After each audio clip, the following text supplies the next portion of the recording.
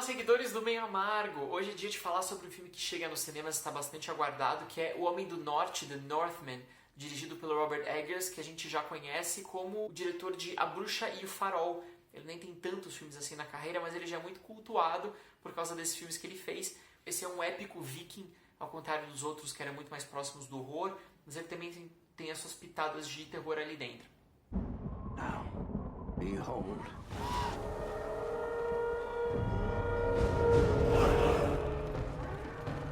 He's here. He's here. Mother! Father is here! The king, my lady. The king. Your fate is set and you cannot escape it. A primeira coisa que eu destaco que é muito importante é que esse é um filme original. Ou seja, quando a gente olha o que está em cartaz nos cinemas, é quase tudo reboot, remake, refilmagem, adaptação literária, baseado numa obra, numa marca famosa. Mas O Homem do Norte é uma história original. Isso é uma raridade, especialmente nesses tempos agora saindo da pandemia, quando os estúdios estão apostando principalmente em marcas famosas. Além disso, ele representa uma tentativa muito rara de fazer um tipo de cinema autoral dentro da dinâmica dos estúdios. Poucos diretores conseguem fazer isso, Denis Villeneuve fez algumas coisas, Christopher Nolan, que tem estilos totalmente diferentes aqui. Mas nessa tentativa de fazer algo muito, muito pessoal dentro de um estilo de indústria que costuma intervir demais, dizer o que pode e não pode fazer, controlar as imagens. Robert Eggers reclamou da edição, reclamou dos produtores que mudaram muito a versão que ele queria, mas o fato é que a gente, quando assiste no cinema, a gente encontra algo que é muito raro de se ver no cinema comercial, esses multiplexes, cinema de shopping.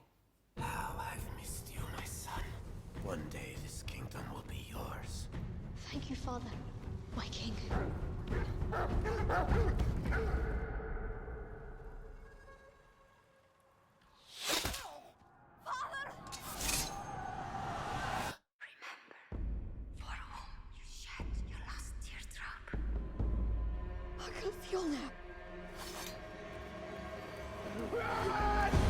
Ele é um filme muito cru, ele tem muita violência, ele é extremamente sangrento, tem vísceras cortadas, cabeças decepadas, mas isso não é muito filmado como um espetáculo divertidíssimo.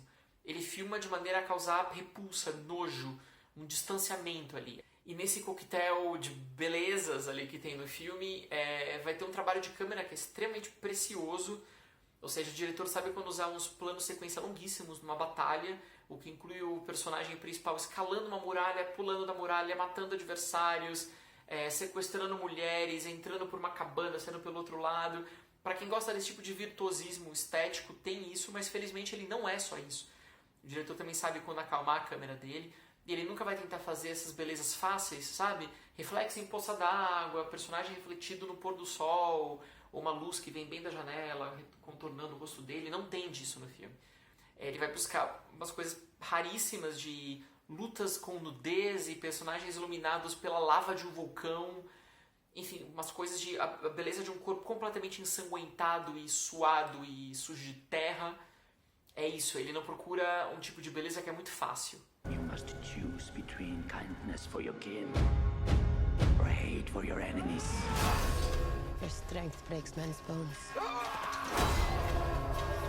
I have the cunning to break their minds. And night by night, we will carry out my pledge of vengeance. Essa é uma história de gêneros, de certa maneira, ela é conduzida por homens, né? Os homens que se enfrentam entre si, o filho de um antigo rei e o tio pelo trono, pela honra familiar. Então tem uma questão da virilidade que o diretor aproxima muito de um caráter animalesco. Os personagens são comparados a cachorros, eles têm lutas de cachorros, eles uivam, eles latem. Isso geralmente seria talvez um simbolismo, uma metáfora discreta. No filme, nada disso, muito pelo contrário. Eles são transformados em lobos, em ursos, e esse lado que é muito do corpo é favorecido como representante de uma virilidade que é bem arcaica, bem antiga. Afinal, o filme se passa em tempos muito antigos, e hoje pra gente causa até um certo estranhamento que o personagem do Alexander Skarsgård, em muitos momentos, ele se transforma num bicho selvagem. Em oposição às mulheres, não que elas sejam doces donzelas, muito pelo contrário, mas elas são consideradas todas potenciais bruxas, feiticeiras, com a capacidade de encantar, de seduzir, de manipular os homens para cair na teia delas. Então todas as mulheres, Nicole Kidman, Anya Taylor-Joy e outras, elas têm ali alguma coisa de feiticeira no meio, a Bjork principalmente, que ela é uma espécie de oráculo, e elas vão se opor aos homens dessa maneira. Tem até nos diálogos quando eles dizem que os homens lutam com o corpo e tentam se destroçar, enquanto as mulheres lutam com a mente.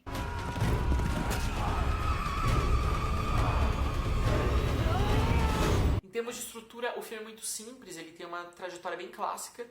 É o que a gente fala de trajetória do herói, que primeiro apresenta o herói, ele recebe um chamado à aventura, ele parte à aventura em busca do Elixir, tem um grande clímax, que é uma grande luta, e retorna com isso. É exatamente o que a gente encontra aqui, então a gente pode falar, poxa, Robert Eggers, que fez um filme maluquíssimo como O Farol, tá domesticado. Não exatamente. É muito interessante como o Homem do Norte se esforça para romper com os principais clichês, ou seja, dentro de uma estrutura conhecida, ele oferece várias passagens que a gente não esperaria. E eu vou me esforçar aqui para não dar nenhum spoiler. Então, Robert Eggers consegue passar rasteira no público dentro de um gênero épico. O filme ainda é épico, ele segue as regras em termos de estrutura do épico, mas mudando um pouco os acontecimentos e a construção dos personagens.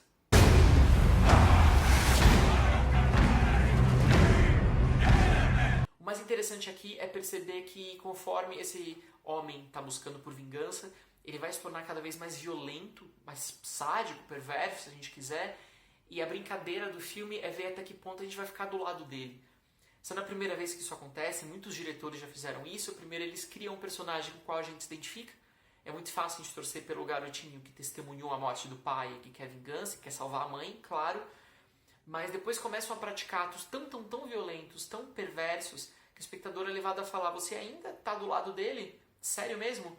Isso já tinha acontecido, por exemplo, em Dogville, do Lars von Trier, com a Nicole Kidman, que também está nesse filme, em que a personagem dela é, enfim, humilhada, maltratada, e depois de um tempo ela passa a ter atitudes pavorosas, e daí fica a questão, você ainda vai continuar torcendo por ela? Tem um pouco disso em O Homem do Norte também. Além dessa violência de lutas, de batalhas, etc., o filme tem um uso de efeitos de magia, que é muito interessante, que já é traço do Robert Eggers, que é a ideia de que a fantasia não rompe com o real. O que significa isso? A gente tem filmes fantásticos que, de fato, quando eles aparecem, daí é uma maré de efeitos especiais, de encantamento, eles estão num novo mundo. E aqui, não. Aqui a gente tem uma magia, inclusive, né, por essas feiticeiras e pelo destino que se cumpre, mas isso vai parecer realista.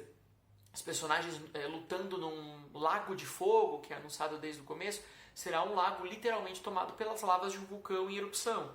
Ou seja, algo plausível ali naquele contexto. É quando fala, siga o corvo, siga o rabo de uma raposa. Temos literalmente um corvo parecendo um animal, uma ave comum, e uma raposa de fato ali, parece uma raposa comum. Então por causa disso ele não vai viajar mais do que ele precisa para essa trajetória de um homem só.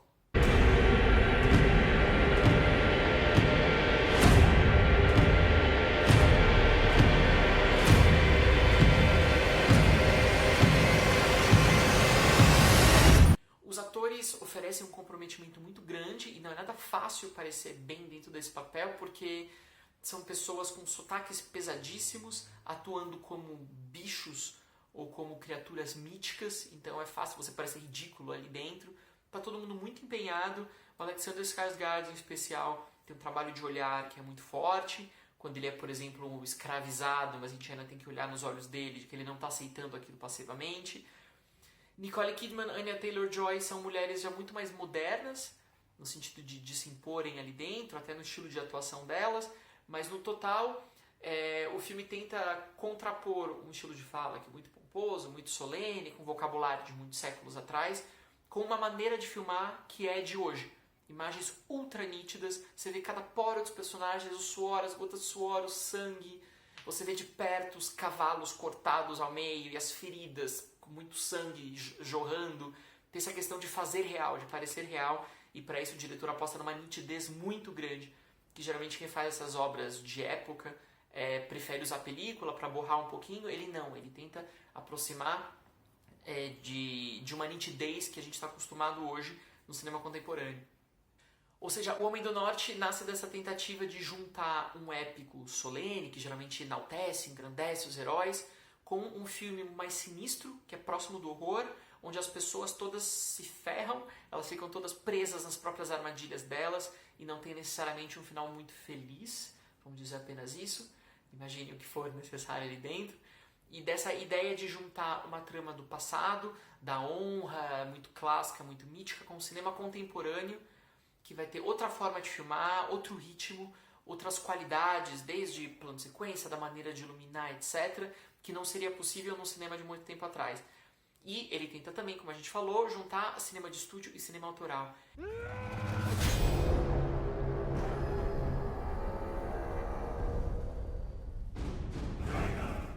É uma obra muito bem sucedida nesse sentido, muito bela de ver, mas a gente sabe que também difícil de vender, porque para as pessoas que estão esperando, sei lá, um Coração Valente, algum épico nesse sentido, não vai encontrar as mesmas recompensas emocionais, sabe, de um vilão muito virtuoso, um herói muito virtuoso contra um vilão profundamente perverso, não é isso que acontece. E para o público que quer algo muito, muito mais autoral, como o Farol, muito mais radical, ele ainda vai encontrar algumas convenções. É por isso que nos cinemas norte-americanos ele não foi um grandíssimo sucesso de bilheteria, até porque é muito difícil fazer essa ponte entre os dois mundos, algo cinema de multiplex, com linguagens completamente novas. De qualquer maneira, a gente festeja a chegada no cinema de um filme tão ousado e arriscado quanto esse, e vale a pena prestigiar o que Robert Eggers consegue fazer dentro da indústria, e resta torcer que, apesar das tretas que ele teve com os produtores, ele repita a experiência em breve. Não se esqueça de seguir o nosso canal aqui no YouTube, isso é super importante. Prestigie também o nosso trabalho no meioamargo.com, os textos, e a gente se vê nos próximos materiais do Meio Amargo.